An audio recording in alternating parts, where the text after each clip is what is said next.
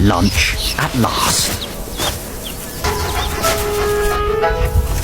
An easier meal can be found in the bigger, juicier, giant mole rat. Living alone, these unusual-looking rodents rarely stray far from the safety of their burrow.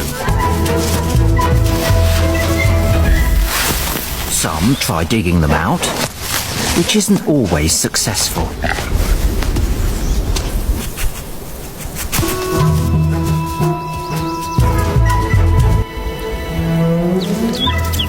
Grass rats make a tasty meal, but they live in a colony and are hyper-vigilant. These wolves are thought to descend from an ancestor similar to the grey wolf that arrived in Africa from Eurasia 100,000 years ago.